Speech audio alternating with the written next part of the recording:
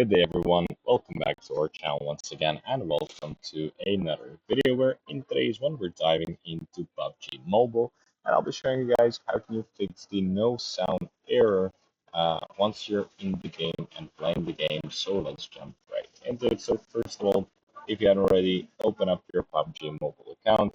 Of course, if you linked it, then good. If not, you can go into settings and link your account always from the account linking settings so you enjoy the full benefits of the game. Now, when we're talking about the audio options and about your audio that you're not hearing in the game, it might be due to the settings not being correctly set up. So let's first of all check if your settings are all set up.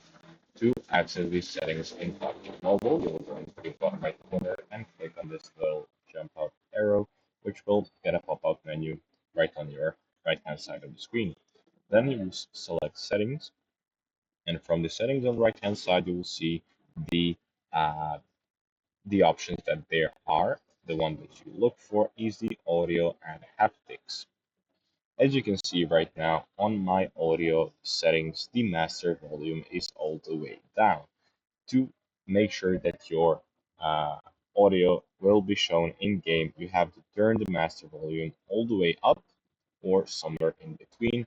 But this is the main option or main setting that you look for when changing your audio settings. So if it's all the way down or in the low levels, then you will not be able to hear your game properly. Also, the sound effects need to be put all the way to the right or somewhere in the middle, but not on the low levels and not on the zero, because that completely blocks out the sound effects while you're playing the game. Also, if you are having problems with other audio such as quick chat or voice chat, make sure that your speaker volume is all the way up, as well as your microphone while you're talking in the game. So these are the basic options that you need to check for, since they sometimes might be disabled automatically.